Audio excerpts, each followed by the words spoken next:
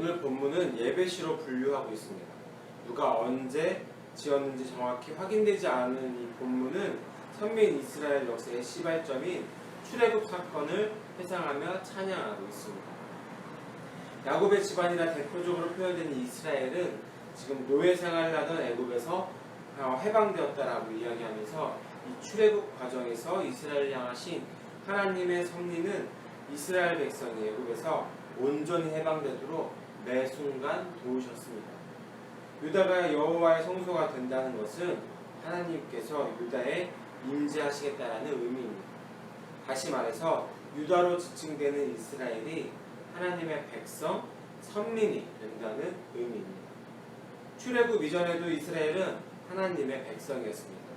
그런데 출애굽을 계기로 모세를 통해 시내산에서 언약을 받고 하나님 임재의 상징인 이 성막이 그들 가운데 세워짐으로써 명실상부하게 하나님의 백성이 되었고 하나님의 보호하심이 항상 이스라엘 위에 임하셨습니다.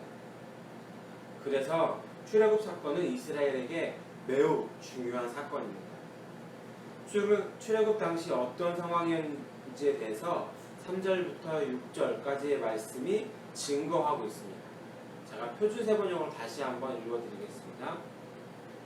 바다는 그들을 보고 도망쳤고 요단강은 뒤로 물러났으며 산들은 순양처럼 뛰놀고 언덕들도 새끼 양처럼 뛰놀았다. 바다야, 너는 어찌하여 도망을 쳤느냐? 요단강아, 너는 어찌하여 뒤로 물러났느냐? 산들아, 너희는 어찌하여 순양처럼 뛰어놀았느냐? 언덕들아, 너희는 어찌하여 새끼 양처럼 뛰어놀았느냐? 하나님의 역사가 아니었다면 이 이스라엘 백성이 갈라진 홍해 바다 가운데로 걸어가서 출애굽하는 일은 경험하지 못했을 것입니다. 갈라진 바다를 걸어가는 이스라엘 백성뿐만 아니라 이 역사를 바라보는 산들도 여호와의 위엄과 영광 그리고 하나님의 역사하심 앞에 두려워하기도 하고 기뻐 뛰놀았다라고 사절은 고백합니다. 계속해서 7절에서는 시인은 이 7절에서 시인은 온 세상을 향해 하나님을 두려워하라고 명령하고 있습니다. 온 땅아 내 주님 앞에서 떨어라. 야곱의 하나님 앞에서 떨어라. 이 떨어라 라고 표현한 훌리는 두려워하다라는 뜻을 가진 단어입니다.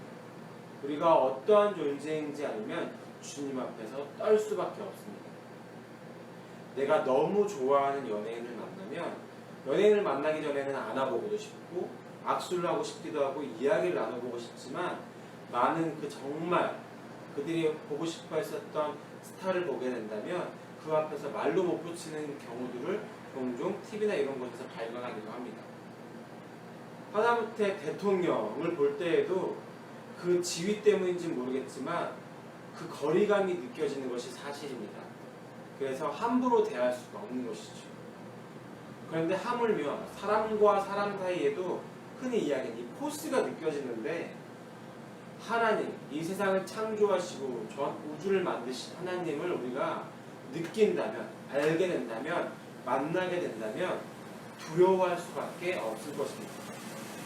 여기서 이 두려워하다라는 말은 공포스러운 말과는 아마 다를 것입니다. 우리가 어떤 존재인지 알게 되었을 때, 하나님이 어떠한 분이신지 알게 되었을 때 우리는 그분 앞에서 떨 수밖에 없습니다. 두려워할 수밖에 없습니다.